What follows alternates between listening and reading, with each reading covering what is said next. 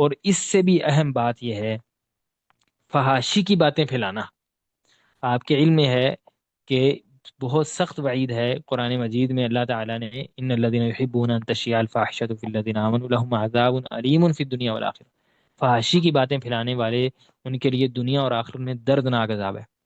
اور فحاشی کی بات اس وجہ سے پھیلانا کہ میں اصلاح کرنا چاہتا ہوں، فلاں نے یہ غلط کام کیا ہے، اس کی ویڈیو چلا دینا فحاشی کی، وہ لگا دینا فحاشی کی خبر کو لگا دینا، اس نیت کے ساتھ کہ ہم اصلاح کرنا چاہ رہے ہیں، یہ غلط ہے۔ شریعت میں اس کی کوئی گنجائش نہیں ہے۔ اور فحاشی کی بات کو پھیلانے والا اور فحاشی کرنے والا، یہ بھی امام بخاری رحمہ اللہ نے الادب المفرد میں سیدنا علی رضی اللہ تعالیٰ عنہ کا قول نقل کیا ہے۔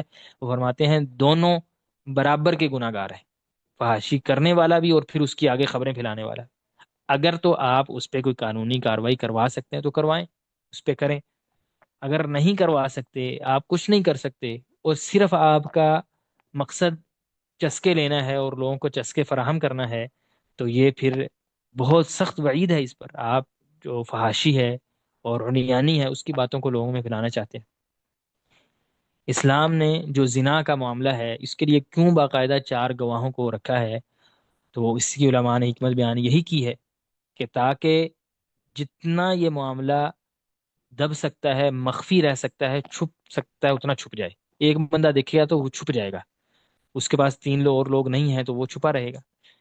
تو گناہوں کو چھپانا یہ اسلام کا مقصد ہے، گناہوں کو ظاہر کرنا نہیں۔ اسی لیے آپ کے علم میں ہے کہ نبی صلی اللہ علیہ وسلم کے صحابی جن کو آپ صلی اللہ علیہ وسلم نے رجم کروایا تھا، جب وہ یہ بات لے کر کہ میں نے زنا کیا ہے، سیدنا ابو بکر رضی اللہ تعالیٰ عنہ کے پاس گئے۔